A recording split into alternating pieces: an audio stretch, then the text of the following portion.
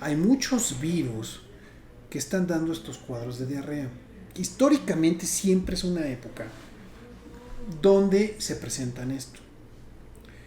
Históricamente siempre hay estos cuadros entéricos asociados a la primavera y tiene múltiples explicaciones. Una, la mayoría sí son por virus.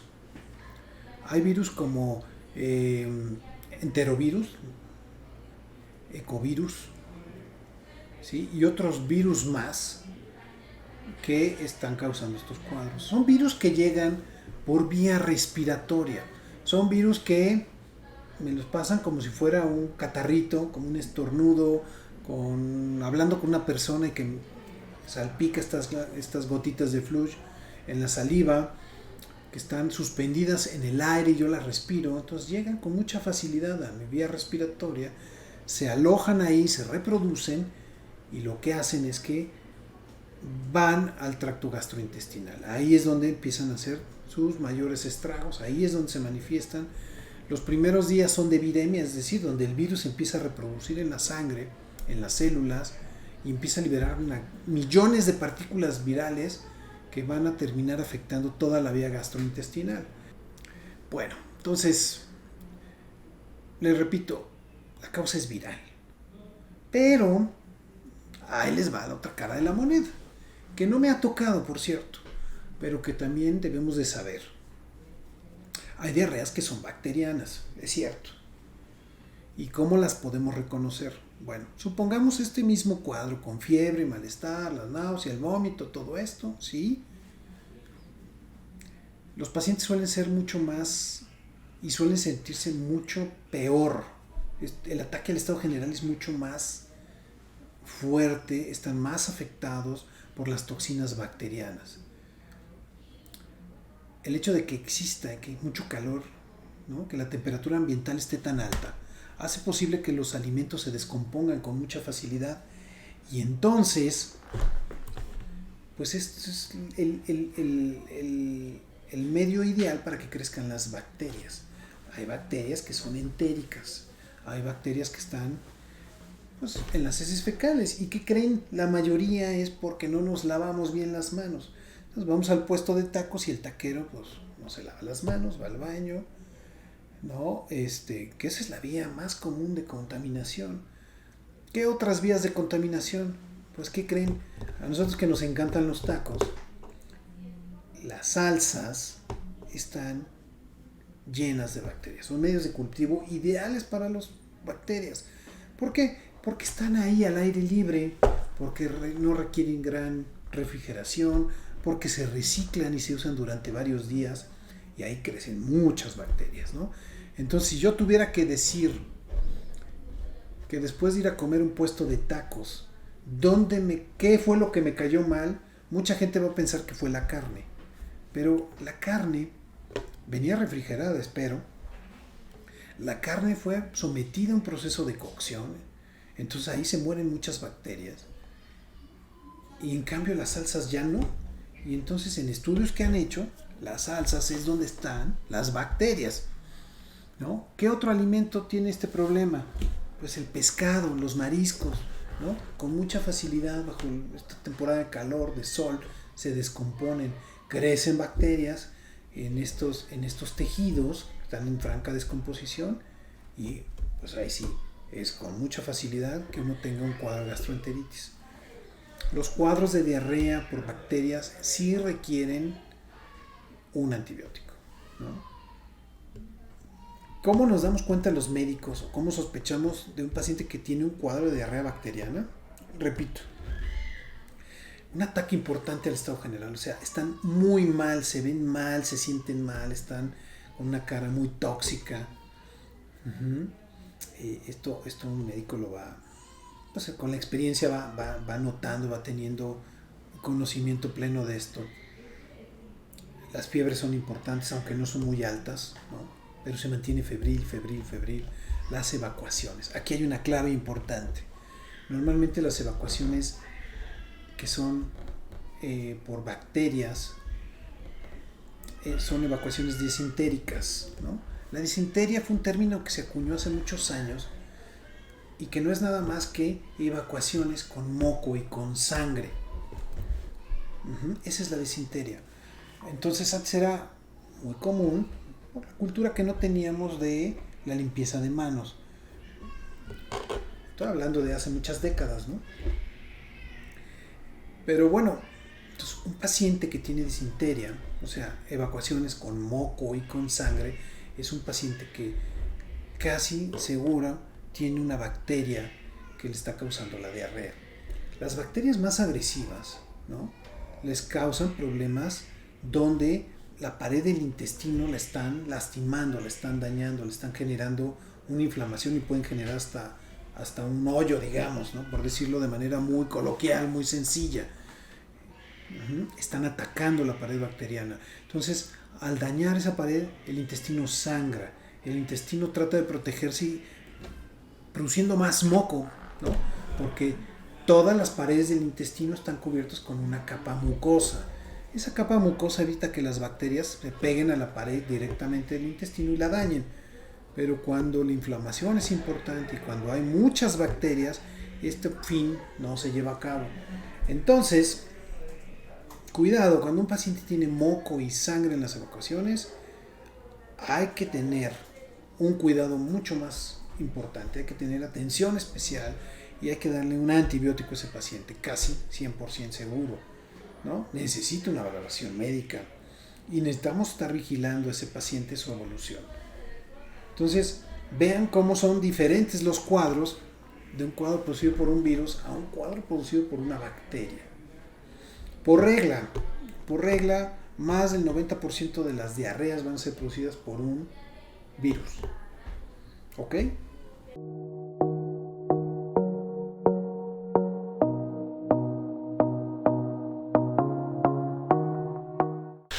Hola amigos, ¿cómo están? Bienvenidos al programa de Escucha tu Salud con tu amigo el Dr. Jaime del Río. Sean bienvenidos todos aquellos que están conectados a través de las redes sociales como el YouTube y el Facebook Live. Nos estamos viendo en vivo, estamos interactuando y participando. Gracias por conectarse. Y también para aquellas personas que llegan a escuchar estos podcasts a través o de manera asincrónica en las diferentes plataformas como el Spotify, como Google, como Anchor, iHeartRadio, etcétera, etcétera. Buscan el programa Escucha tu Salud y pues bueno, por supuesto que ahí nos van a encontrar. Una plataforma robusta, una plataforma que tiene ya cientos de minutos de información muy útil, programas con las cápsulas del Dr. Gus Valle también, que son oro molido en pocos minutos también, y viendo los reels, los cortos, los shorts, todas estas cosas que el equipo de producción amablemente hace para que podamos también tener acceso a esta información de manera oportuna y rápida, que a veces no tenemos mucho tiempo. Entonces, bueno, bienvenidos sean todos. Y también para aquellas personas que a través de la frecuencia de imperfecto.com.mx también nos escuchamos por radio por internet desde hace ya un poquito más de 4 años. Pues vaya, aquí seguimos. Quiero comentarles, porque siempre me preguntan que de dónde estoy transmitiendo, que dónde estoy. Pues estoy en la Ciudad de México. Todos los martes aquí estoy transmitiendo en vivo y bueno, pues quiero invitarlos a que si quieren participar con alguna pregunta o comentario, pues será bienvenido. Gracias, agradeciendo también sus recomendaciones, agradeciendo también sus preguntas, agradeciendo también que se suscriban a estos canales y que lo recomienden, porque cada vez va creciendo más esta comunidad, este programa, y eso me da mucho gusto, poder llegar con este mensaje a más personas, creando contenido de calidad, creando contenido útil, y eso es bien importante porque, he conocido otros creadores de contenido, pues hay gente que se dedica a hacer de todo, ¿no? Y bueno, esto es lo que yo creo que es mi aportación y creo que es bastante y podría ser útil para todos nosotros. Ok, bueno, Fíjense que quiero hacer un comentario de una convicción donde como cada año y como todos los días y como en todas las situaciones que se presentan, donde una mujer se encuentra vulnerada, se encuentra en riesgo, se encuentra bajo un ataque de cualquier tipo, pues siempre mi apoyo, por supuesto, mi solidaridad y mi apoyo con todo esto es movimiento 8M, el movimiento que dignifica a la mujer, que dignifica su papel, que le da su verdadero peso en esta sociedad, en este mundo, su importancia. Y qué importante es que sean ellas, todas las mujeres sean valoradas y sean de igual a igual que cualquier hombre, que cualquier otra persona, y que ya en estas alturas, en este mundo, en este año en el que vivimos, no puede ser que siga habiendo disparidades de género, diferencias de trato. Entonces es lamentable algunas de las situaciones que se presentaron en algunos estados donde la marcha fue repelida de manera violenta, donde algunas mujeres fueron golpeadas, maltratadas. Repudiable, y esas personas deben de pagar por ello, y espero que así sea. Por lo menos por ahí ya empiezan a caer algunas cabezas. Entonces, o sea, esto debe de seguir creciendo, y y desde aquí, desde este lugar, desde este pequeño montículo, que afortunadamente tengo posibilidad de expresarme abiertamente, pues seguiré apoyándolas. Qué bien por el movimiento. Bueno, pasando a otro tema, como cada semana, yo sigo recordando y haciendo conciencia que el recurso del agua se acaba, se agota, y que estamos viviendo una crisis hídrica en todo el país, particularmente en el norte, pero también en el centro del país, en el Valle de México. Yo antes veía como muy lejano, ¿no? Porque la verdad es que me quedaba cientos y cientos de kilómetros las ciudades del norte del país, donde realmente no tenían agua, y pues cómodamente en mi casa yo siempre tenía una gota de agua, ¿no? Pero ahora, repito, es una crisis a nivel nacional, y que tristemente veo que no hay ningún tipo de autoridad que se ponga a trabajar, ningún tipo de autoridad que eche manos a la obra para decir: momento, señores, sí, tenemos un problema de agua, pues vamos a ver qué hacemos, cómo mejoramos la infraestructura. Por ahí estuve oyendo las propuestas de los candidatos, por lo menos a la Ciudad de México, de alcalde, perdón, de gobernador a la Ciudad de México, o jefe de gobierno, y creo que una de ellas, y siempre sea, o sea, además, no hay que quebrarse la cabeza, pero el hecho de que casi el 40% del agua que se pierde en estas ciudades por fugas, pues habla mucho del poco o nulo mantenimiento que se le da a la red hídrica de esta ciudad, y creo que simplemente que evitando estas fugas podríamos tener un poco más de agua que alcance para más personas. Mi deseo es que esto se pueda llevar a cabo, mi deseo es que llueva también, y que el agua nos dure mucho tiempo para todos, y que también tengamos un uso racional del agua, ¿no?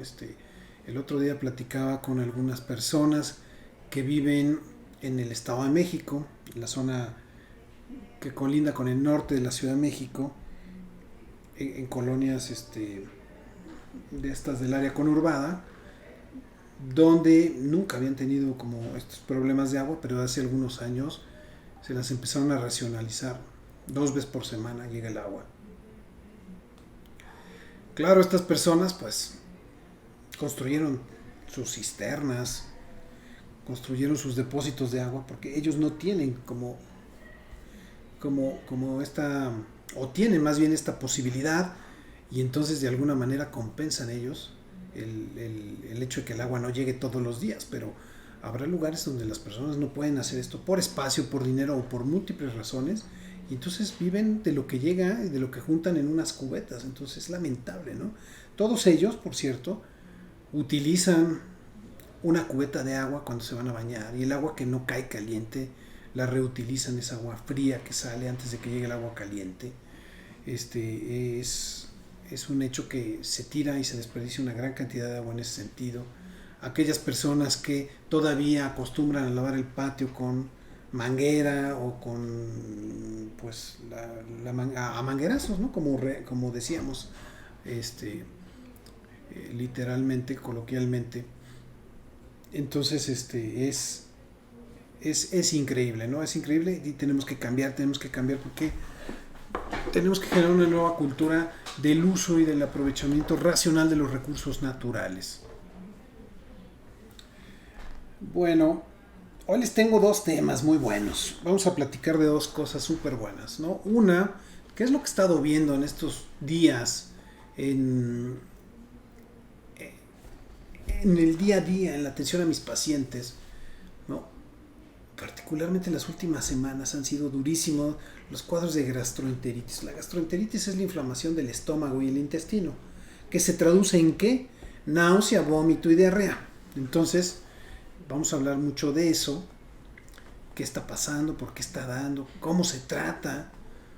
Y el otro tema del que vamos a hablar también es de la dermatitis atópica, un tema del que ya hemos hablado por ahí, que tengo varios minutos ahí de videos que también, si los quieren consultar para ampliar la información, lo vamos a tratar. ¿Por qué? Porque en esta temporada el calor está también estropeando la piel y está generando que los pacientes con dermatitis tengan problema. Entonces hablaremos de eso, ¿no? Antes de empezar, tengo ya varios comentarios, gracias por ellos.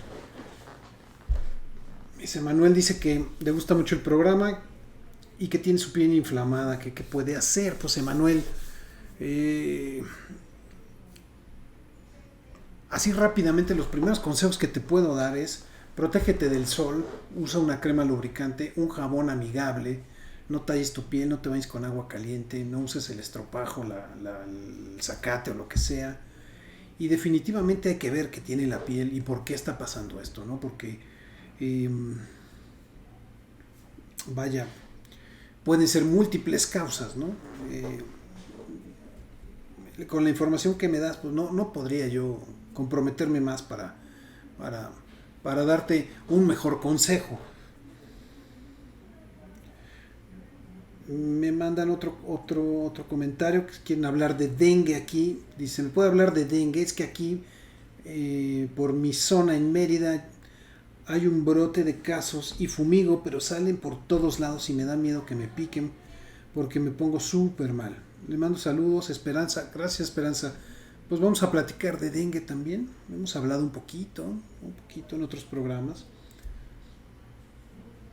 Dice Minerva, hay muchos adultos que se niegan a ponerse las vacunas a sus hijos porque no creen en ellas. Lástima que los padres de esa gente los vacunó y estos se reprodujeron. Dice Minerva. Pues sí, Minerva, parece cómico, pero así es, ¿no? Cómo apelar a la conciencia de las personas para que crean que realmente las vacunas son algo que útil, ¿no? Luego Jorge dice que su piel se pone muy caliente. Seguramente debe ser el sol y también algo que la esté irritando, Jorge. Fíjate bien qué te estás poniendo en la piel, qué te estás untando, qué tipo de, desde el bloqueador, la crema, el desodorante, aromas, esencias, algo está irritando tu piel y está ahorita muy sensible.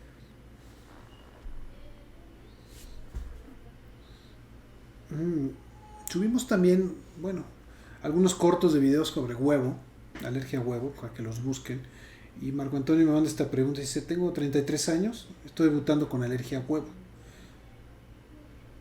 Todos los días lo como revuelto.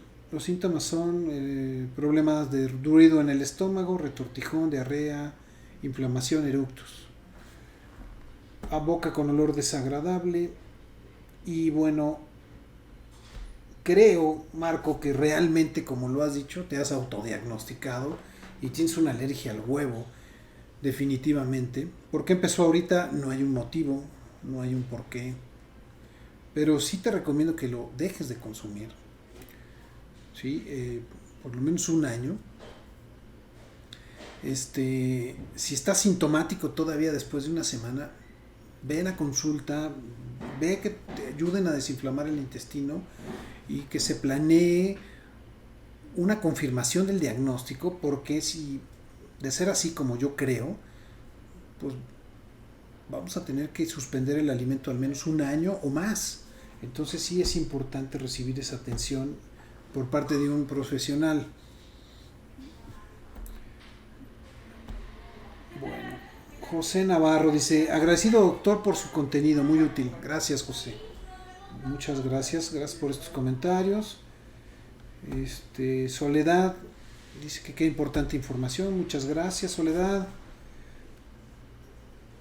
Dice, encontrar un canal, encontrar sí, su canal ha sido de gran ayuda para mi salud. Ahora puedo disfrutarlo también con mi familia. Asha, gracias, gracias Asha.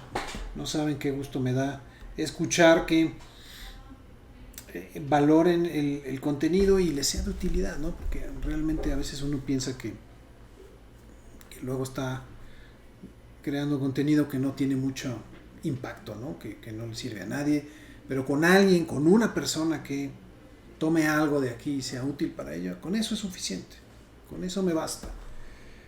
Gracias, gracias a todos. Bueno, entonces, en las últimas 2 semanas les cuento que han estado viniendo decenas de pacientes con el mismo síntoma, siempre es igual. Empiezan con fiebre y son niños chiquitos, niños más grandes de primaria, adolescentes, jóvenes adultos y adultos mayores. O sea, el dato es lo mismo siempre. Es fiebre de repente, bruscamente, que se empieza a manifestar. O sea, están como cansados y de repente, pum, brota la fiebre. Esa fiebre puede durar, es variable, pero lo que he estado viendo es que dura entre unos 36 a unas 72 horas, ¿no? Es variable. Suele ser un poco reacia al uso de los medicamentos antipiréticos para el control de la temperatura, ¿no? O sea, el paracetamol, el ibuprofeno, o sea, como que la calma, pero no es suficiente. Se necesitan dosis más altas, se necesitan dar dosis repetidas, baños con agua en tina, agua tibia, no está tan fácil. O sea, eso es un dato característico. Acto seguido, durante estos días de fiebre, hay malestar, náusea, y además vómito. El vómito no suele ser tan importante. El vómito suele presentarse 2, 3, 4 veces. O sea, no es un vómito que me preocupe que vaya a deshidratar a alguien, ¿no? Incluso en los más chiquitos. O sea, como que es muy transitorio, dura poco tiempo. Si no quieren comer, están completamente asténicos, o sea, no quieren nada, les entra el estómago, es un malestar importante, y ese malestar dura también unas 24 horas, 36 horas, y después de eso vienen las evacuaciones diarreicas, y las diarreas que están dando ahorita son acuosas completamente, es agua, es líquida completamente, y son muchas evacuaciones en el día. Cada persona es diferente, cada organismo es diferente y responde diferente. Entonces, mientras que unos pueden presentar 4 al día, otros pueden presentar 6, 8, 14. Al que le fue más mal fue al más grande, un adolescente de 16 años, y realmente, o sea, primero empezó así con este cuadro, ya cualquier médico, puede ser un COVID, puede ser una influenza. Después de varias pruebas, pues no salió nada. Después, él no vomitó, por cierto. Y otra cosa interesante, que a él el apetito a las 36 horas le volvió. Y como está en una etapa donde comen como desquiciados, pues, o sea, por eso nunca paró, comía. Lo que sí, por ejemplo, es que iba a evacuar, iba al baño, no les miento, 15, 20 veces al día. Y era una cosa líquida completamente que, pues la verdad, daba miedo porque a pesar de que es un adulto, o casi un adulto, pues también se puede deshidratar, ¿no? Afortunadamente la vía oral, o sea, tomaba líquidos por cada evacuación, que es una regla que les voy a pasar, para que nadie se deshidrate. Cuando las personas tienen diarrea, por cada evacuación que hagan, deben de tomar 250 mililitros de suero oral, ¿sí? De los que venden comercialmente, de los sobres también que venden o que te regala el centro de salud, 250 por cada evacuación. Y prometido que nadie se va a deshidratar nunca. El problema es cuando uno vomita, cuando va al baño tantas veces y no toma líquidos. Ahí vamos perdiendo. De por sí piensen que todas las personas, en promedio, tenemos que estar tomando un volumen de acuerdo a nuestro peso, ¿no? O nuestra superficie corporal. Pero digamos que un adulto promedio, un 70, 75 kilos, por lo menos debe de beber 2 litros de agua al día, más todo lo que está perdiendo. Entonces, pues, echen cuenta, si va 4 8 veces al baño, pues debería tomar los 2 litros de agua que le tocan al día, más 250 por 4 o por 8, que son otros 2 litros, pues se tiene que tomar 4 litros de agua, suero, líquido al día. Lo cual les prometo que pues el 99% no lo va a hacer. Y entonces ahí vienen las pérdidas de agua y el déficit. Entonces este cuadro ha sido recurrente, muy común, y es muy común en estas temporadas donde viene la primavera. Hay muchos virus que están dando estos cuadros de diarrea. Históricamente siempre es una época donde se presentan esto. Históricamente siempre hay estos cuadros entéricos asociados a la primavera. Y tiene múltiples explicaciones. Una, la mayoría sí son por virus. Hay virus como enterovirus, ecovirus, ¿sí? Y otros virus más que están causando estos cuadros. Son virus que llegan por vía respiratoria. Son virus que me los pasan como si fuera un catarrito, como un estornudo, hablando con una persona y que salpica estas gotitas de flush en la saliva, que están suspendidas en el aire y yo las respiro. Entonces llegan con mucha facilidad a mi vía respiratoria, se alojan ahí, se reproducen y lo que hacen es que van al tracto gastrointestinal. Ahí es donde empiezan a hacer sus mayores estragos, ahí es donde se manifiestan. Los primeros días son de viremia, es decir, donde el virus empieza a reproducir en la sangre, en las células, y empieza a liberar millones de partículas virales que van a terminar afectando toda la vía gastrointestinal. Esa fase virémica es cuando nos da la fiebre y el malestar, que les repito, dura aproximadamente 24 a 36 hasta 48 horas. Y después vienen los malestares gastrointestinales. Entonces, es aquí donde tenemos que dar un tratamiento para soportar el malestar, para brindar al paciente las mejores condiciones de hidratación y de alimentación. Entonces, en estos casos es importante mantener al paciente pues con una ropa que sea cómoda, ligera, que no lo haga sudar, sino más bien que ayude a la transpiración, que esté con un buen aporte de líquidos, que no esté al rayo del sol y que la habitación donde esté no sea algo muy caliente, porque si no va a tener más fiebre. Entonces, ya que logramos controlar el ambiente y que afortunadamente, como la gran mayoría de los pacientes, no pierden la vía oral, están como nauseosos, pero es transitorio, es algunas horas. Algunos pacientes simplemente con el ayuno nocturno, es decir, hagan de cuenta, ¿sabes qué? Le quise dar de cenar, pero la verdad no me aceptó nada. Bueno, no pasa nada, hasta mañana, ya no le des nada. Con esas horas más o menos es suficiente como para que el otro día poco a poco se vuelva a reactivar la digestión y puedan tolerar los alimentos. Entonces, esa es una recomendación también. O sea, nunca dejar de beber líquidos. Pueden no comer, eso pasa. O sea, no hay que exigirle a los pacientes, niños o adultos o lo que sea, que coman, porque a veces no tienen la capacidad o no está en condiciones el intestino de recibir alimento, pero sí los líquidos. Y de los líquidos no es cualquier líquido. Hay que tomar suero oral. ¿Por qué el suero oral? Repito, es importantísimo porque el suero oral tiene electrolitos. Los electrolitos son las sales, el sodio, el potasio, el cloro, magnesio, principalmente sodio y potasio. El sodio y el potasio son sales que son indispensables para la vida de las células. El sodio y el potasio hacen que las células puedan tener y llevar a cabo todas sus funciones vitales.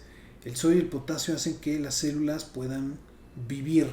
Déjenme les cuento una cosa muy interesante que seguramente no lo saben, pero la célula, para todos aquellos que llevaron o llevamos biología en la primaria, en la secundaria, recordemos que la célula está envuelta en una membrana donde está dispuesto el núcleo y donde están dispuestos todos los organelos de la célula que permiten que ese ser vivo, esa célula, se mantenga, produzca energía y en una sola palabra, se reproduzca y viva. Y todas las células del cuerpo son así. Llámenle como le quieran llamar, neuronas, enterocitos del intestino, podocitos del riñón, alvéolos de los pulmones. O sea, cada célula se va especializando en un órgano, pero todas tienen lo mismo, aunque tengan diferente figura. Entonces, el sodio y el potasio son importantes para que estas funciones se lleven a cabo. El sodio y el potasio abren canales a nivel de la membrana que son como poros que permiten la entrada de alimentos, que permiten la entrada y salida de toxinas, que permiten la entrada incluso de oxígeno, que tienen una importante actividad eléctrica que es importante para que la célula también tenga vida, para que cumpla a cabo sus funciones. Entonces, sin sodio y sin potasio, pues no podríamos vivir. Y si lo estamos perdiendo por orina, por heces fecales, por vómito, pues nos vamos a ver bastante pesadas. Un cuerpo debe de tener cierta cantidad de miliequivalentes de sodio y de potasio en la sangre, y sin ellos son incompatibles con la vida. Por eso insistimos todos los médicos que cuando alguien tiene diarrea, y insistimos, para no deshidratarse hay que tomar electrolitos. Pues sí, claro, es el volumen, el líquido, pero también el sodio y el potasio y el cloro principalmente.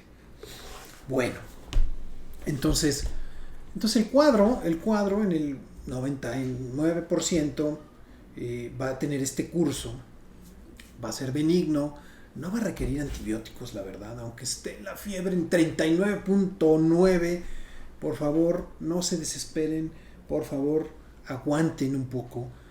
No suele durar más de 36, 48 horas y se va a estar controlando con los medicamentos para la temperatura. Por lo tanto,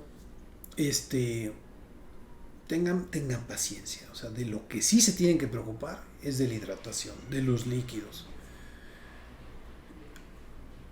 A veces los médicos podemos ayudar cuando algunos pacientes están muy vomitones. Hay medicamentos que son pues generalmente inyectados para evitar el vómito, y eso también nos ayuda porque permite que el paciente se hidrate.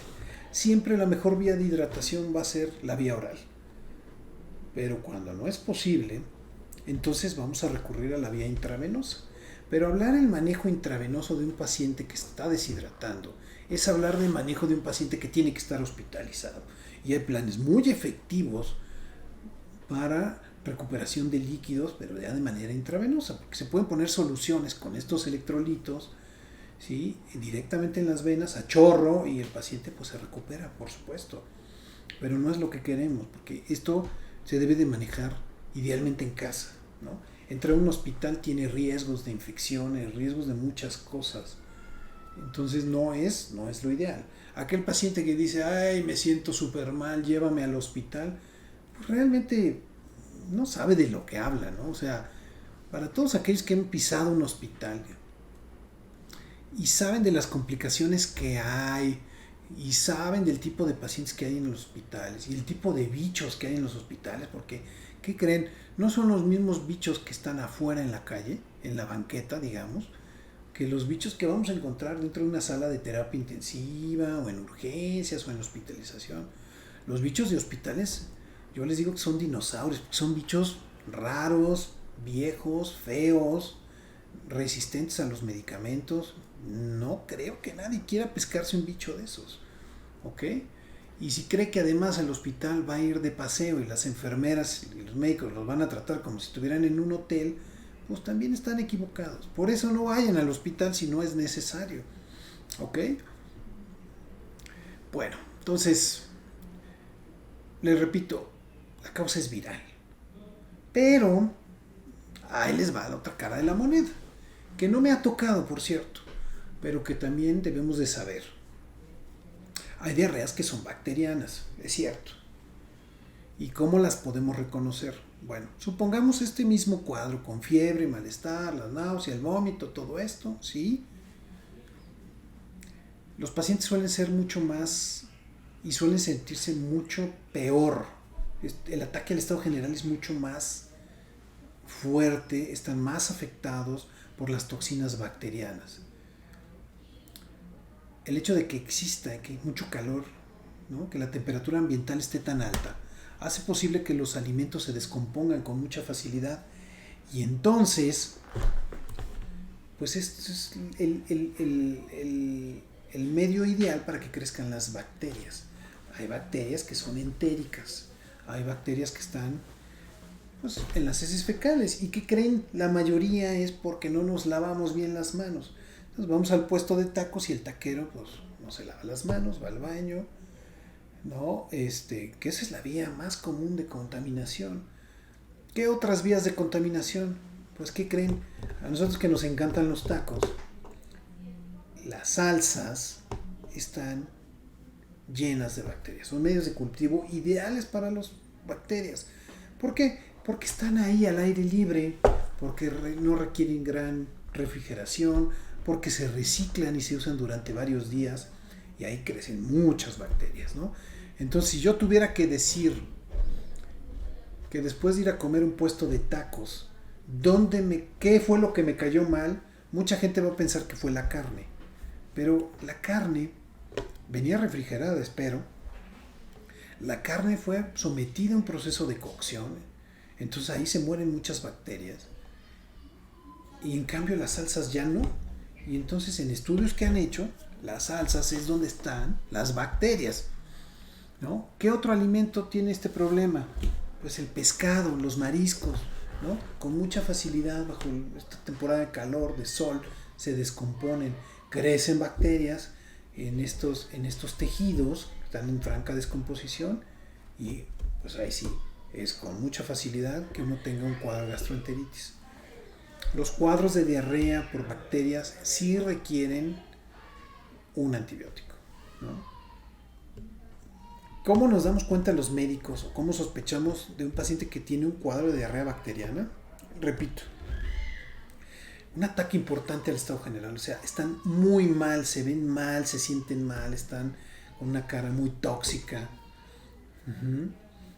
Esto un médico lo va, pues con la experiencia va notando, va teniendo conocimiento pleno de esto.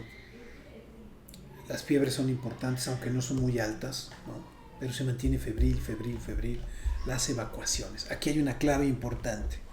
Normalmente las evacuaciones que son por bacterias son evacuaciones disentéricas, ¿no? La disentería fue un término que se acuñó hace muchos años y que no es nada más que evacuaciones con moco y con sangre. Esa es la disentería. Entonces antes era muy común por la cultura que no teníamos de la limpieza de manos.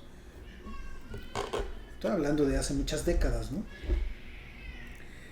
Pero bueno, Entonces, un paciente que tiene disentería, o sea, evacuaciones con moco y con sangre, es un paciente que casi seguro tiene una bacteria que le está causando la diarrea.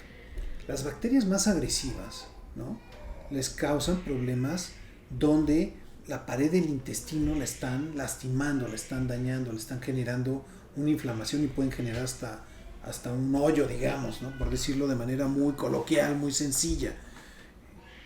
Están atacando la pared bacteriana. Entonces, al dañar esa pared, el intestino sangra. El intestino trata de protegerse produciendo más moco, ¿no?, porque todas las paredes del intestino están cubiertas con una capa mucosa. Esa capa mucosa evita que las bacterias se peguen a la pared directamente del intestino y la dañen.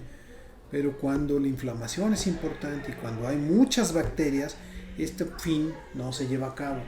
Entonces, cuidado, cuando un paciente tiene moco y sangre en las evacuaciones, hay que tener un cuidado mucho más importante, hay que tener atención especial y hay que darle un antibiótico a ese paciente, casi 100% seguro, ¿no? Necesita una valoración médica y necesitamos estar vigilando a ese paciente su evolución.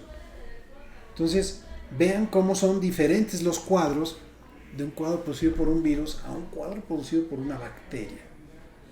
Por regla, más del 90% de las diarreas van a ser producidas por un virus. ¿Ok? Ahora, hay una diarrea que les quiero comentar, que es la diarrea del viajero.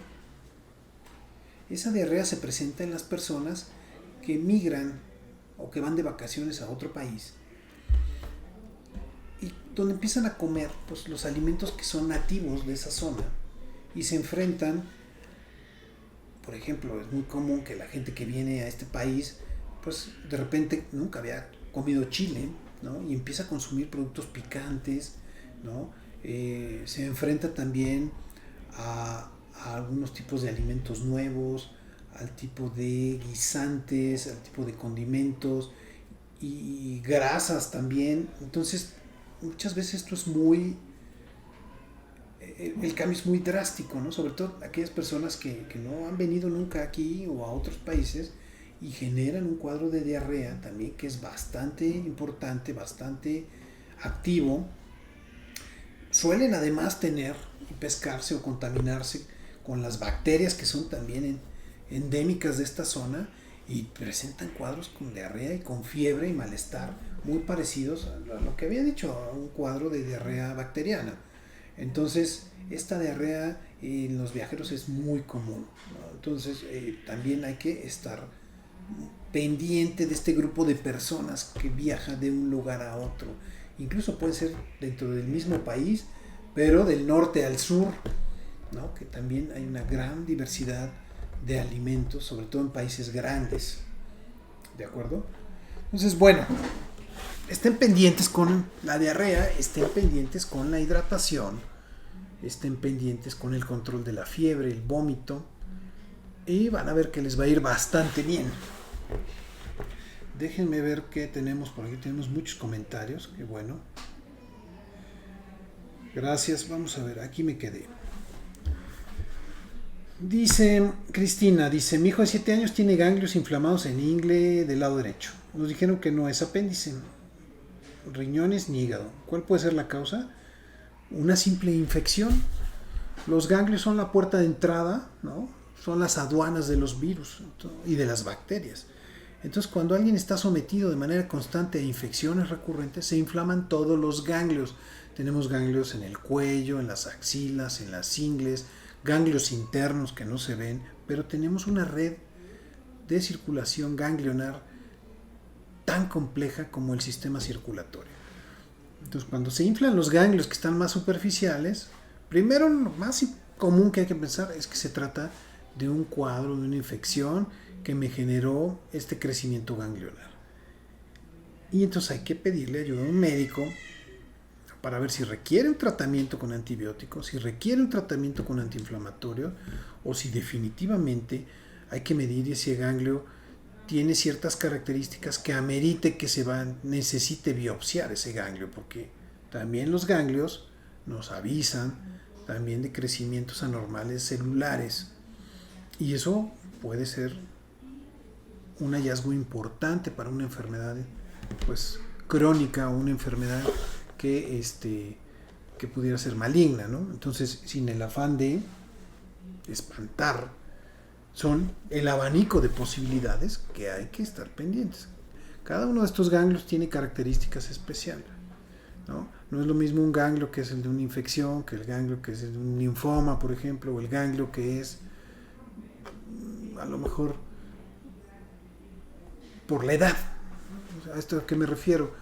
Todos los niños de los 0 a los 14 años tienen crecimientos ganglionares, son normales porque este tejido ganglionar, los ganglios linfáticos crecen y crecen mucho más grandes que los del tamaño de un adulto, y después de los 14 años empiezan a involucionar, o sea, disminuyen su tamaño hasta los 21 años, que es el tamaño que van a tener en su vida adulta. Entonces también los niños van a tener siempre ganglios grandes por su misma edad, por su mismo crecimiento. Dice, a mí me pican los mosquitos, pero se me han formado hinchazón y sigue picando en las zonas de los piquetes en los cuales ya pasaron días. Lo más seguro, Gerardo, es que tengas una alergia al piquete de mosquito, que así se manifiesta. Ronchas grandes, se llenan de agüita, pican endemoniadamente. Así que un consejo, o sea, si vas a un lugar y ya sabes que hay mucho mosquito, pues usa tu repelente, usa ropa o mangas largas, pantalones, y en el dado caso que te hayan picado, toma algún tipo de antihistamínico.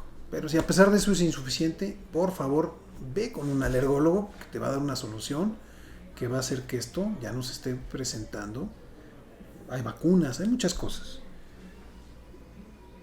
Dice, gracias por toda su información, es genial, Benny, gracias, Benny.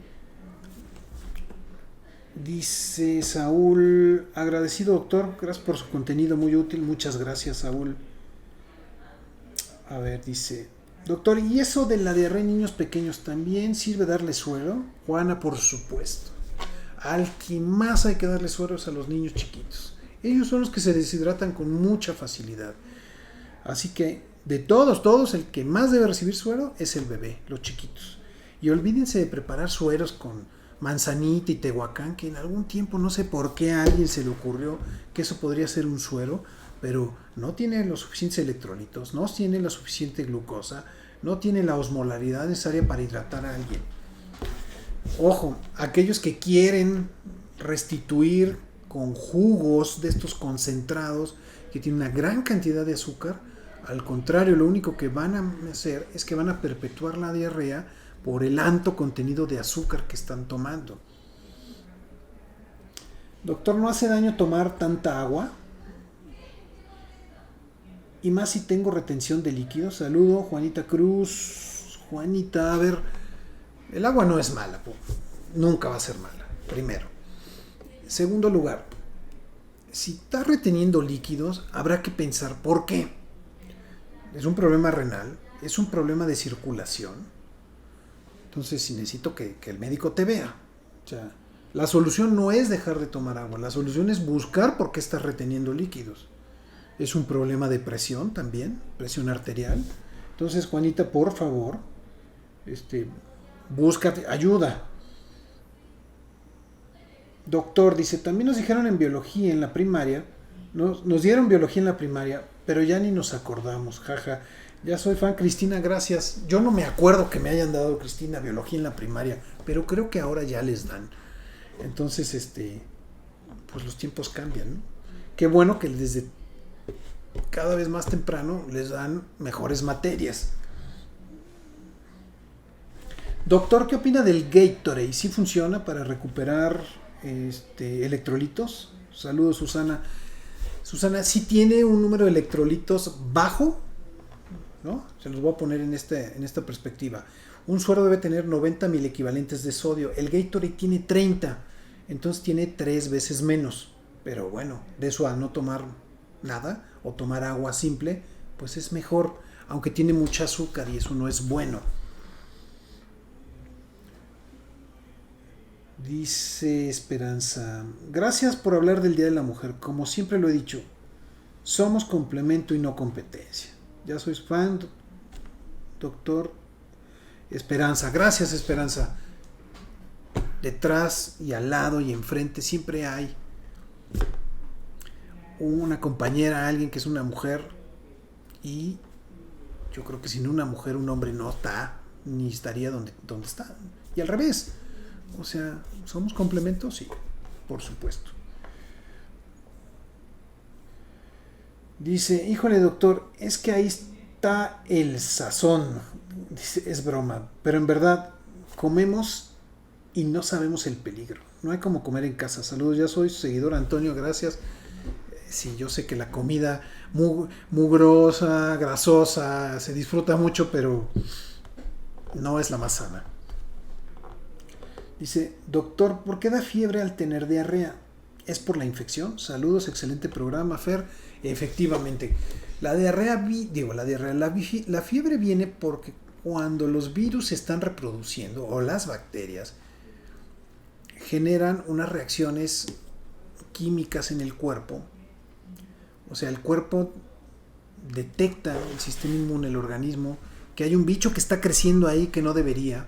Y entonces, uno de los mecanismos de defensa que tiene el organismo para poner condiciones adversas al sujeto invasor, es cambiarle la dinámica, es cambiarle las condiciones en las cuales este bicho empieza a crecer. Entonces, si el bicho está muy contento creciendo a 36.5 grados, pues vamos a subirle unos grados más la temperatura para que le cueste más trabajo vivir, para que le cueste más trabajo reproducirse, para que le cueste más trabajo defenderse. Entonces, la verdad es que la fiebre es un mecanismo de autodefensa que nuestro organismo genera para crear condiciones adversas al bicho. Lo que pasa es que, uno, no podemos vivir o no podemos estar con fiebre todo el tiempo. Nos agota y nos causa muchos problemas, nos debilita mucho. Entonces, pues no es el mejor mecanismo de defensa, pero de alguna manera sí se trata de poner condiciones adversas a los bichos. Y se da cuando se empiezan a reproducir, sobre todo. Dice, doctor, cuando voy al DF me enfermo del estómago y no soy extranjero. Soy de... ¿De dónde eres, Manuel? Que no lo veo aquí. Soy de aquí, del sur del país. Dice, jaja. Saludos, excelente programa y canal. Ya lo sigo. Gracias, Manuel. Pues lo que decía, o sea, tan rica la comida del sur del país, tan buena. Y pues vienes aquí y pues son otros bichos, es la verdad. Es eso. Dice, doctor, ¿podría hablar de alimentación de los bebés? Y es que que sí se les puede dar de comer y que no, para evitar que se enfermen, dice Laura, gracias. Ok, Laura, pues sí, es un tema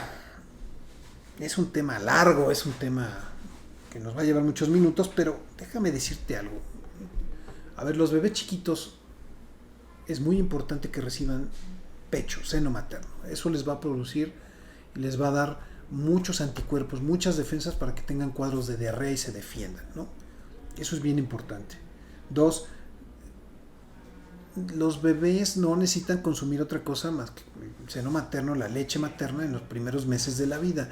Y después tu pediatra te tiene que ir llevando en la mano para decirte qué alimentos debe de consumir y bajo qué características.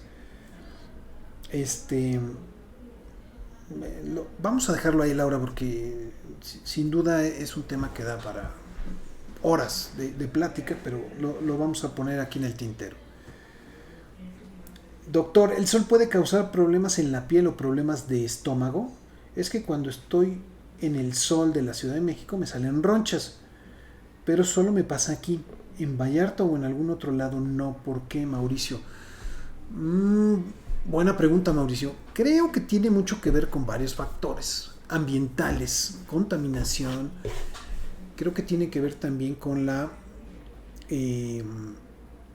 pues de alguna manera la intensidad del rayo de la luz ultravioleta, que es diferente de acuerdo a la posición o al sitio donde estés. Entonces en algunos lugares pega mucho más fuerte y es mucho más la exposición que en otros. Yo pensaría que es más fuerte ahí en Vallarta que acá, pero eso es una suposición. La verdad es que no tengo una respuesta para esto. Lo siento. No sé por qué te dé aquí más, pero hay algo en esta ciudad que te está afectando y debe ser algo ambiental que vamos a tener que buscar. Dice, doctor, de una chela a agüita, la chela y más en calor. Pero entiendo que hay que tomar agua. ¿Cuánto es recomendable? Ya soy fan, Mariana. Mariana, promedio, adulto, 2 litros de agua. Agua simple, por favor. Ya dejen de tomar refresco. De verdad, es una cosa terrible, horrible el refresco. Son cucharadas de azúcar, de colorantes, de químicos, de cosas que no necesitamos. Son sustancias tóxicas que sí, cuando estamos jóvenes el riñón pues las orina y nos ayuda fantástico, pero nos van creando problemas, nos cambian la flora intestinal, nos causan descalcificación de los huesos. O sea, pues, los refrescos son malos. Yo los reto a que hagan una semana de consumir solo agua simple, y después de eso prueben un refresco y les va a dar náusea. De verdad. O sea, yo no digo que no lo tomen, ¿no? A veces un refresco frío pues, se antoja de vez en cuando, como complemento de alguna bebida, no sé. Pero que sea esa nuestra fuente de bebida, de líquidos más importantes, estamos muy mal.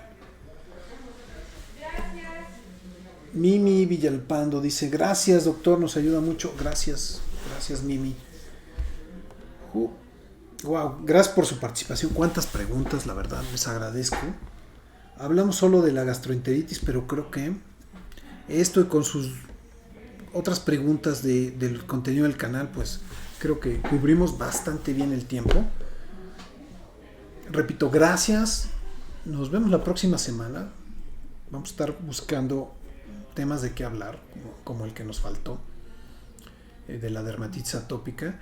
Y bueno, nos vemos la próxima semana. Por favor, sean felices. Por favor, hagan lo que les gusta. Cuiden el agua. Y nos vemos la próxima semana. Saludos. Amigos, hola. Soy el doctor Jaime del Río. Soy alergólogo, pediatra y profesor de la universidad.